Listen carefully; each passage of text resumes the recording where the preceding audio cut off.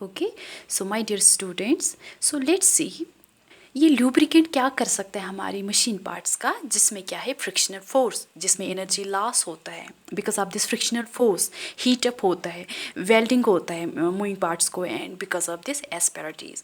सो lubricant क्या कर सकता है, लुब्रिकेंट को पहले डिफाइन कैसे करेंगे। सो we can say in order to reduce this frictional resistance and wear and tear of machine parts, a layer of fluid is introduced in between the moving parts। ठीक है, जैसे कि एक मूविंग पार्ट है, ये दूसरा मूविंग पार्ट है, ये मशीन के मेटल सरफेसेस है। ठीक है, इसमें था ये इरेगुलरिटीज, एस्पेरिटीज था, तो ठीक है, तो हम देखेंगे इफेक्ट ऑफ लुब्रिकेशन से क्या होगा। ठीक है, सो वी कैन से इन जो ये fluid, layer of fluid is introduced in between the moving parts. ठीक है, this layer of fluid is known as lubricant. इस फ्लूइड को हम क्या बोलते हैं, lubricant. So lubricant can be defined as any substance introduced between two moving और sliding surfaces which minimizes the frictional resistance। और ये कैसे मिनिमाइज करेगा, आप इसमें डाल रहे हो फ्लूइड जिसको लुब्रिकेंट बोलते हैं। ठीक है, वो फिल करता है इन एस्पेरिटीज़ को, ताकि आपके जो दो मेटल सरफेस है बिल्कुल स्मूथ दिखे और ये स्मूथली क्या करे, स्लाइड करे, मूव करे और ईच अदर। ठीक है, ये है काम किसका, लुब्रिकेंट का। और दैट्स वाई कि हमें किसकी नीड है, लुब्रिकेशन की। ठीक है, क्योंकि लुब्रिकेंट इज़ वेरी इंपॉर्टेंट। ठीक है, मशीन को चलाने के लिए। ठीक है, कोई भी मशीन पार्ट, छोटी हो या बड़ी मशीन, ठीक है, वो इवन आपकी हैंड वॉच ही क्यों ना हो, ठीक है, तो उसमें भी लुब्रिकेशन की ज़रूरत पड़ती है। ठीक है, आपने अगर नोट्स किया होगा उसमें भी हमें लुब्रिकेशन की ज़रूरत पड़ती है। ठीक है, so lubricant is very important chemical जो हमें चाहिए स्मूथली क्या मशीन पार्ट्स को रन करने के लिए। तो आपने डिफाइन किया लुब्रिकेंट को, lubricant can be defined as any substance introduced between two moving और स्लाइडिंग पार्ट्स। ठीक है, and that fluid can minimise the frictional resistance. ठीक है, एंड इस प्रोसेस को हम क्या बोलते हैं, the process of introducing the lubricant is known as lubrication. याद रखना, लुब्रिकेंट किसको बोलते हैं, लुब्रिकेशन क्या बोलते हैं, इस प्रोसेस को हम लुब्रिकेशन कहते हैं। एंड एक और चीज़ आपको याद रखना है, the study of the phenomena and mechanism of friction, wear and tear and lubrication of surfaces and relative motion is called tribology. याद रखना, this is very important. Tribology concept is very important for mechanical engineering point of view, या आपकी भी जो हर branch के लिए it's very important, खासकर mechanical engineering के लिए this tribology is very important, जो उनको 8th सेमेस्टर में भी पढ़ना होता है। सो the study of the phenomena and mechanism of friction, wear and tear and lubrication of surfaces and relative motion is called tribology। इस ब्रांच को हम क्या बोलते हैं, या फिनोमेना, इसको बोलते हैं क्या, tribology. The main objective of which is to minimise the wear and tear of moving parts by reducing friction. हाँ चलो, इनका ये है, एम है कि ऑब्जेक्टिव है कि इसको वेयर एंड टेयर और मूविंग पार्ट्स का जो फ्रिक्शन है या फ्रिक्शनल फोर्स है उसको मिनिमाइज करे। लेकिन being a chemistry student, वो कहाँ से वो करेंगे, because of the lubricant, chemical substance. ठीक है, इंजीनियर्स को बहुत ज़रूरत पड़ती है केमिकल सबस्टेंस की। ठीक है, तो without engineering, without chemistry engineering is impossible. ठीक है, तो विदाउट फिजिक्स, ठीक है, engineering is impossible. So without this lubricant, this process, this aim of minimizing this frictional force is impossible। ठीक है, so without lubricant this process is impossible. क्या process, क्या tribology is impossible. ठीक है, so lubricant आपने define किया, process of lubrication को क्या बोलते हैं, इस प्रोसेस को क्या बोलते हैं, लुब्रिकेशन। ठीक है, और ट्राइबोलॉजी किसको बोलते हैं, इनके जो रिलेशनशिप आता है इनको बोलते हैं क्या, ट्राइबोलॉजी। नाउ एक चीज़ है, ल्यूब्रिकेंट को आपने डिफाइन किया। ठीक है, तो ल्यूब्रिकेंट अब आपको सारी चीज़ें तो ख़त्म कर सकता है ना, क्या क्या, wear and tear, efficiency loss को मिनिमाइज़ करेगा। ठीक है, और बहुत सारे वेयर एंड टियर, ठीक है, और बहुत सारी चीज़ें। अब हम देखते हैं what can be the functions of lubricant. Lubricants के क्या फंक्शन हो सकते हैं, क्या कर सकता है ल्यूब्रिकेंट हमारे इन स्लाइडिंग पार्ट्स को और मूविंग पार्ट्स को। ठीक है, क्या कर सकता है। नंबर फर्स्ट, अगर आपको समझ आया होगा सारा जितना मैंने पढ़ा है, आप खुद भी इसको कर सकते हैं। So number first, lubricants reduce frictional resistance. This is very important. Lubricants, I will write it down for you. Lubricants reduce frictional resistance, ठीक है, एफ डॉट और फ्रिक्शनल रेजिस्टेंस। तो कैसे? So to reduce the frictional resistance, ठीक है, is one of the main functions of lubricants. ये एक main function है किसका? ल्यूब्रिकेंट्स का।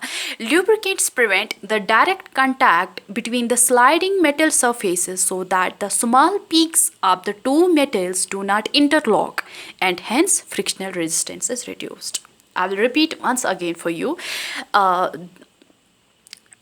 Lubricants prevent the direct contact between the sliding metal surfaces. यहाँ से अगर आप देखोगे, ठीक है, सो lubricants prevent the direct contact between sliding metal surfaces so that the small peaks, ये जो small peaks है, so that the small peaks of the two metals do not interlock and hence frictional resistance is reduced. हो गया number first function.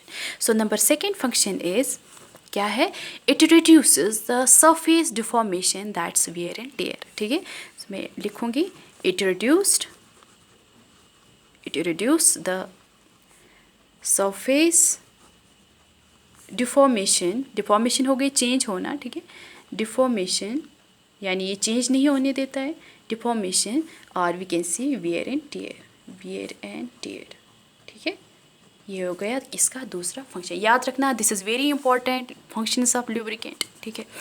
सो क्या बताया मैंने? So when the two solid surfaces are in contact, the real area of contact is very small as compared to the apparent area of contact, जो मैंने पहले वाले video में आपको बताया, ठीक है.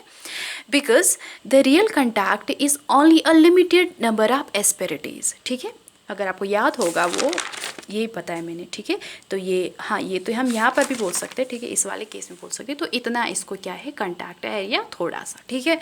सो because the real contact is only a limited number of asperities even under light loads.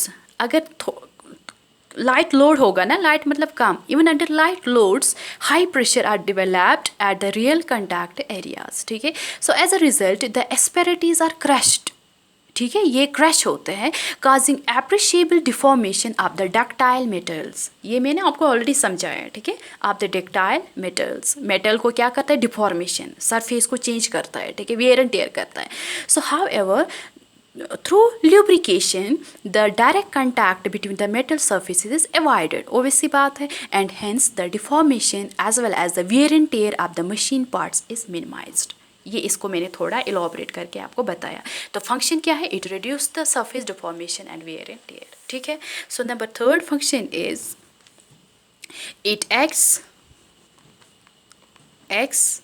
As a coolant, ठीक है.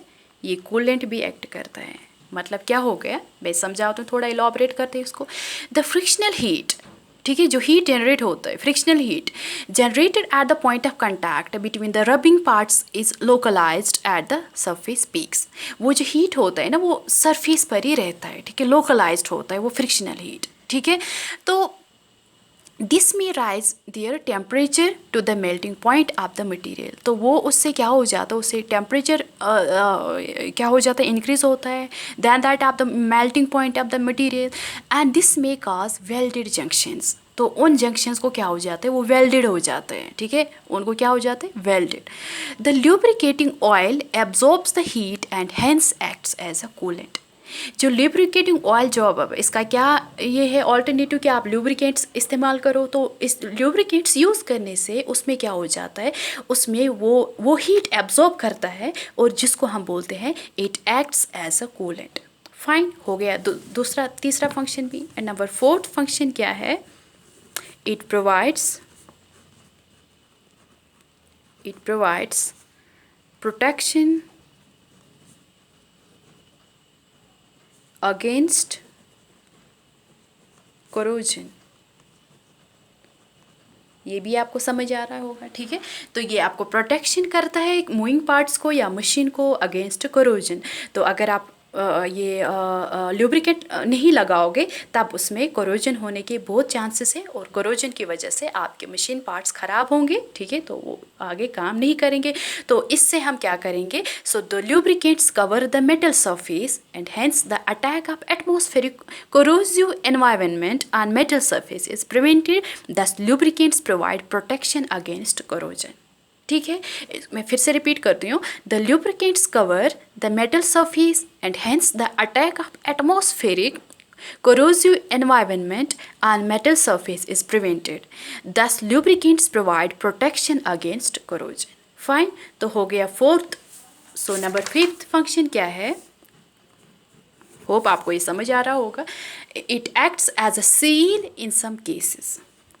इट एक्ट्स, ऑब्वियस सी बात है, it acts as a seal. Okay fine. So जो फिफ्थ फंक्शन है, it acts as a seal in some cases. तो क्या मतलब है? The lubricants also act as a seal preventing the leakage of the gases. ठीक है, जैसे cylinder में आप गैस रखते हो तो आप उसमें ल्यूब्रिकेंट यूज़ करते हो, और जो ल्यूब्रिकेंट अगर आप उसको सील ना करोगे विद हेल्प ऑफ ल्यूब्रिकेंट, वो गैसेस क्या हो जाएगा? वो बिल्कुल एक्सपैंड हो जाएगा और आपका सिलेंडर के बाहर से सारा गैस आ जाएगा. So it acts as a seal in some gases. ठीक है, for example in the internal combustion engine the lubricant used between piston and cylinder not only reduce the friction, सिर्फ वो फ्रिक्शन ही रिड्यूस नहीं करता है, but prevents the leakage of gases from the cylinder. ये मतलब है कि it acts as a seal in some cases. Fine. So last function is कि it improves the efficiency of the machine, जो कि आपको पता है. ठीक है, it improves the efficiency of the machine. How? Since the use of lubricant minimize the liberation of frictional heat, है कि नहीं? It reduces expansion of metal, ये भी रिड्यूस करता है मेटल का एक्सपैंड होना. ठीक है, हीट से वो एक्सपैंड हो जाए. ठीक है, एक्सपैंड हो जाए, साइज चेंज करे, डिफॉर्मेशन हो जाए. Since the use of lubricant minimises that things. ठीक है, क्या थिंग्स? एक्सपैंड होना, फ्रिक्शनल हीट जनरेट होना.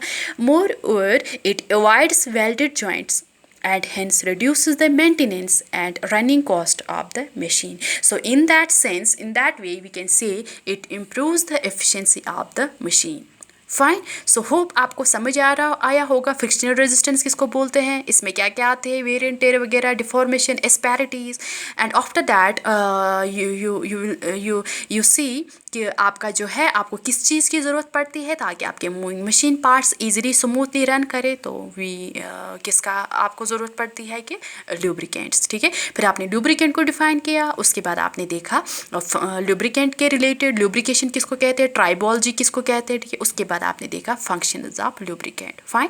तो यहाँ तक आपको अगर ये सारा समझ आया होगा, इतना काफ़ी है.